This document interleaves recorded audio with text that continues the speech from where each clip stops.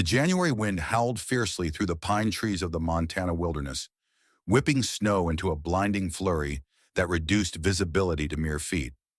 Mark Townsend adjusted his wool cap, pulling it lower over his ears and tugged the scarf tighter around his face. At 53, he knew the unforgiving winters of the Bitterroot Range intimately, having lived in these rugged mountains most of his adult life. His 12-year-old daughter, Emma, walked beside him, her bright blue snowsuit vivid against the stark white landscape. "How much farther, Dad?" Emma's voice was faint, barely audible above the storm. "Just another mile to the ridge," Mark reassured her, glancing down at his compass. "The view will be worth it, I promise." Emma had eagerly anticipated this hike for weeks. Ever since her mother's passing 3 years earlier, these father-daughter adventures had become sacred rituals, binding them closer together and keeping alive Susan's deep love for nature. But the weather had other plans. Although the forecast had promised clear skies, the blizzard had swept in suddenly, transforming their pleasant outing into a struggle against nature itself. Despite their careful preparations, Mark sensed the situation deteriorating quickly. He stopped, noticing Emma's red, wind-chafed cheeks. "Maybe we should head back to the cabin. We can reach the ridge another day." Emma hesitated briefly, disappointed but accepting her father's wisdom. She nodded, pulling her scarf closer. "Okay, Dad." They retraced their steps, carefully following the faint traces they'd left earlier. 20 minutes passed quietly, each focusing on the difficult trek through deepening snow. Suddenly, Mark paused, noticing a fresh, unusual set of paw prints intersecting their trail. They were small, feline in shape, with distinctive pads and no visible claw marks. Emma pointed toward a cluster of snow-covered trees. "Dad, look!" Following her gaze, Mark spotted a tiny figure emerging from beneath the pines, a young bobcat cub stumbling weakly through the snow.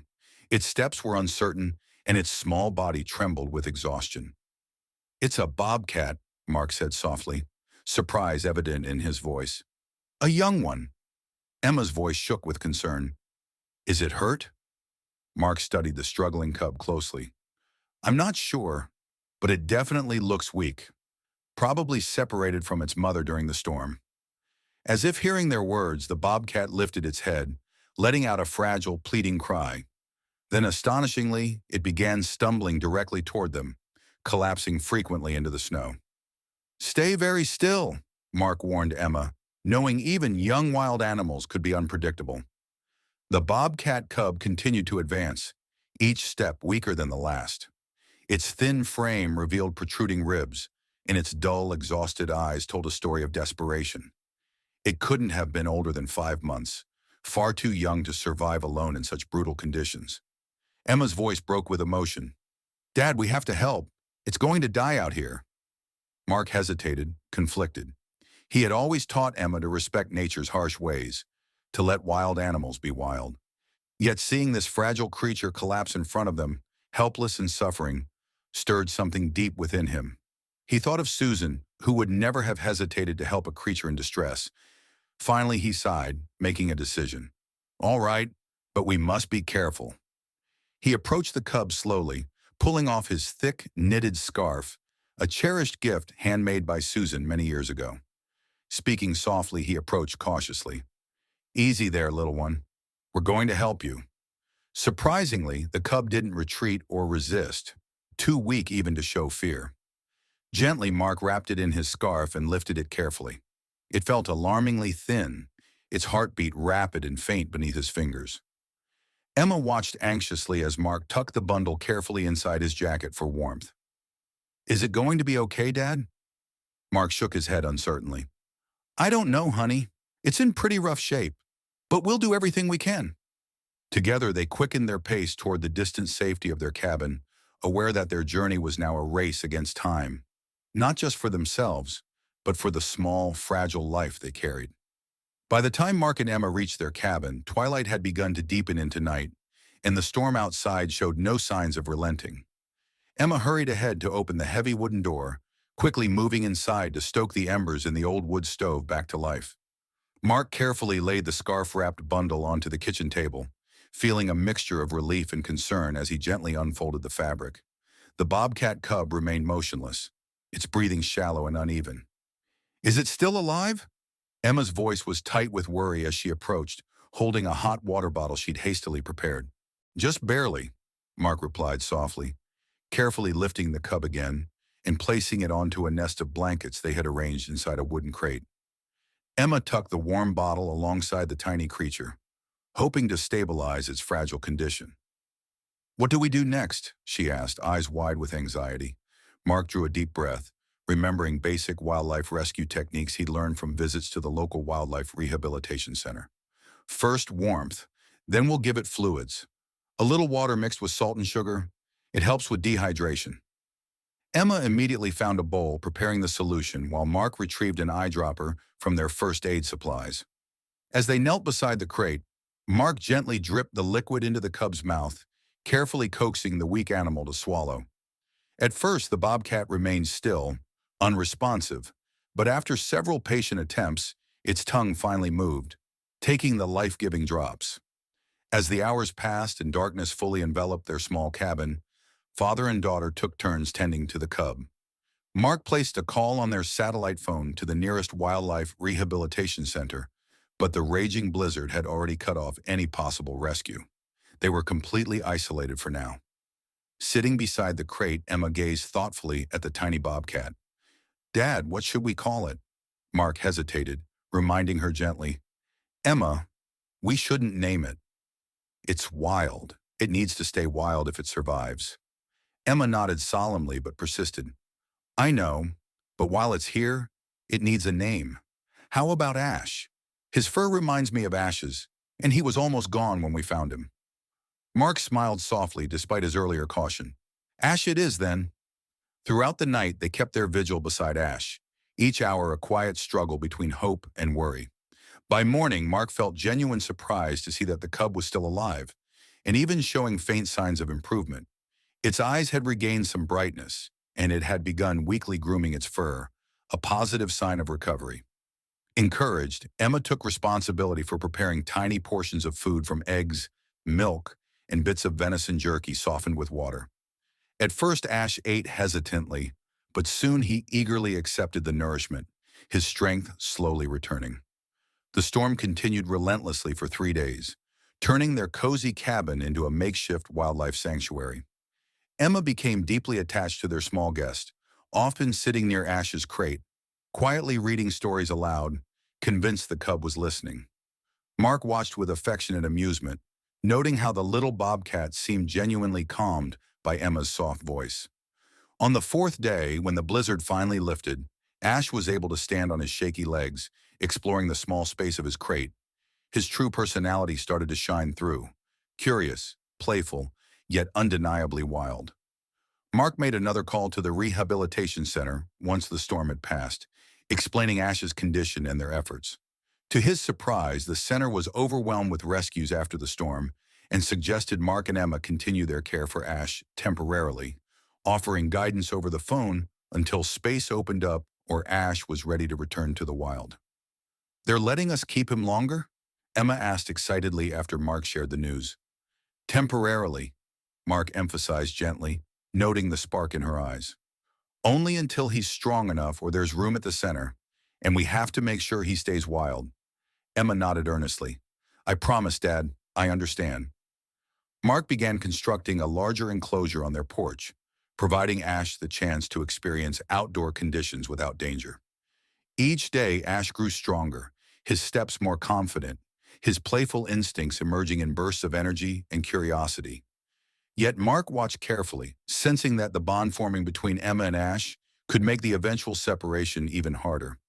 He knew they had taken a risk in bringing the cub home, but looking at his daughter, her face radiant with compassion and joy, Mark believed they'd done the right thing, at least for now.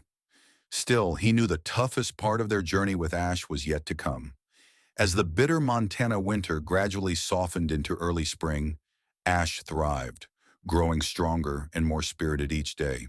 The once fragile bobcat cub now moved gracefully within his expanded enclosure, showing bursts of the wild instincts that had always been his birthright. Mark knew that soon, Ash would need more than they could provide. He needed to return to his true home in the wilderness. One evening in March, As the melting snow revealed patches of brown earth beneath the trees, Mark approached Emma cautiously. "We need to start preparing Ash for release," he told her gently. "He needs to remember how to be wild." Emma nodded slowly, clearly struggling with the idea. "How do we do that?" "We'll take him out into the forest on a long lead," Mark explained, drawing on the advice provided by the Wildlife Center. "It'll allow him to explore safely and awaken his instincts." The following morning, they carefully attached a light leash to Ash's harness, taking him into the woods behind their cabin. At first, Ash appeared hesitant, clinging close to Emma's legs and jumping at every unfamiliar noise. But with each passing day and each outing into the forest, his natural curiosity blossomed. He began stalking small animals, practicing his stealth and sharpening his hunting skills, signs that filled Mark with cautious optimism. By mid-April, Mark decided it was time for the next crucial step. On a crisp, sunny morning, he removed the leash entirely, allowing Ash complete freedom to roam the forest as they followed at a distance. Mark watched carefully, feeling relief mixed with uncertainty as Ash explored, chased birds and climbed trees, rediscovering his wild instincts moment by moment. Yet each day, when it was time to return home, Ash responded quickly whenever Emma called his name, faithfully trotting back to the cabin beside her. Though Emma seemed delighted by this, Mark grew concerned. "He's becoming too attached," Mark confided gently one evening. "A wild animal shouldn't respond so eagerly when called. We have to encourage him to stay out longer, to be independent." Emma's eyes filled with sadness, but she understood. "What if he doesn't want to leave, Dad? He loves us." Mark knelt beside her, placing a comforting hand on her shoulder. "Emma, loving him means giving him back his freedom. It's not about what he wants right now. It's about what he needs to become. Ash deserves to live wild and free." Emma looked down thoughtfully, her expression conflicted. "I know," she whispered. "It's just hard." The next day, determined, they took Ash deeper into the forest than ever before, choosing a secluded area rich with wildlife. This time, when it was time to head home, they simply walked away, deliberately not calling his name or looking back. The walk home was silent, Emma gripping Mark's hand tightly, her eyes fixed straight ahead. That night, Ash didn't return, nor did he appear the following day or the one after that. Emma's heart broke a little each evening when the bobcat failed to reappear. One night, Mark found Emma softly crying in bed, her pillow damp with tears. Sitting beside her, he gently brushed her hair from her face. "I miss him too, sweetheart." "Do you think he's okay?" she whispered. Mark spoke with quiet confidence. "He learned everything he needed from us, Emma. He's strong now, wild at heart. Trust him." Days turned into a week, and still, Ash didn't return. Emma's sadness gradually gave way to acceptance, yet she continued to glance hopefully toward the woods whenever she stepped outside. Then one morning, as Mark split logs for firewood, he noticed movement at the edge of the clearing. There at the edge of the trees stood Ash. He had changed noticeably, his body leaner, more muscular, his posture confident. He was now fully a creature of the wilderness. "Emma," Mark called softly toward the cabin. "Come outside, slowly." Emma stepped onto the porch, her eyes widening with surprise and delight when she spotted Ash. He came back. "Wait," Mark cautioned gently. "Let him approach us." Ash watched them carefully from a distance, considering his next move.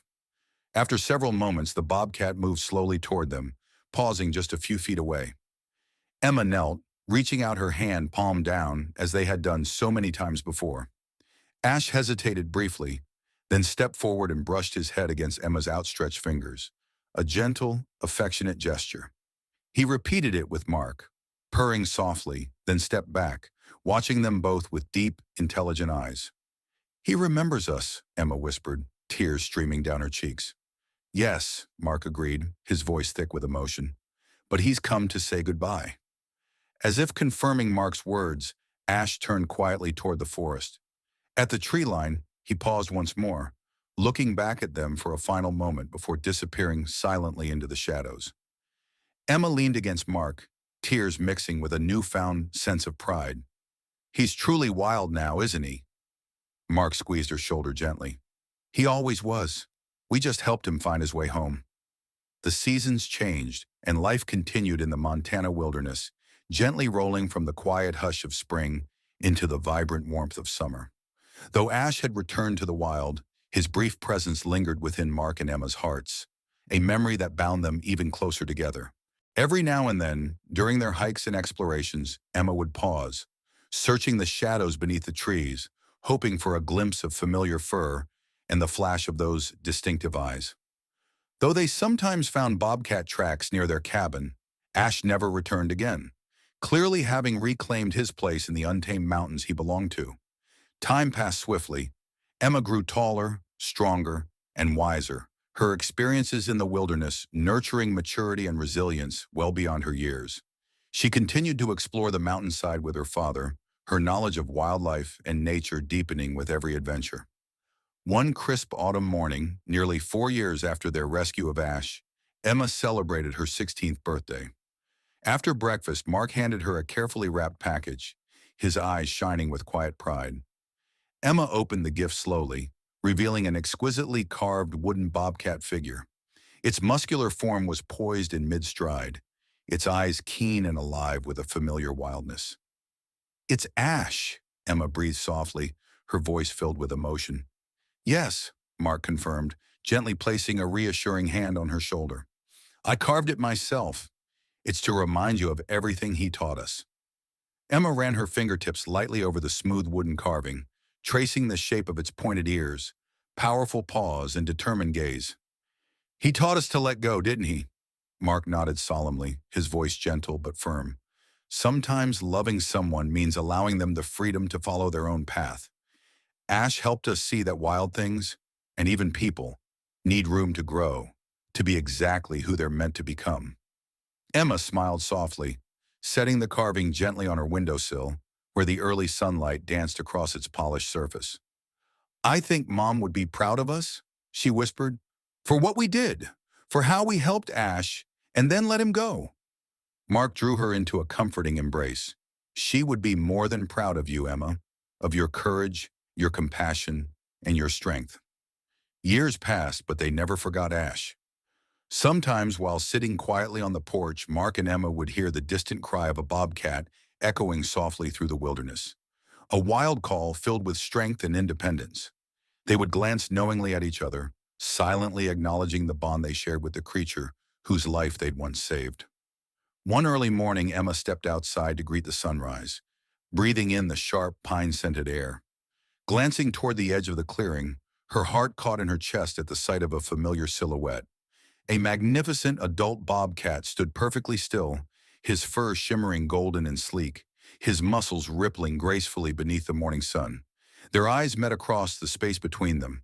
Human and wild animal locked briefly in mutual recognition. The bobcat paused a long moment, regarding Emma calmly. Then, with a confident flick of his tufted ears, he slipped quietly into the woods, vanishing as silently as he'd appeared. Emma smiled softly, understanding passing between them. "Goodbye again, Ash," she whispered gently into the stillness of dawn. "Stay wild and free." Turning back toward the cabin, Emma felt a deep peace settle within her heart. The mountains and wilderness had taught her many lessons, but none as profound as the lesson Ash had embodied.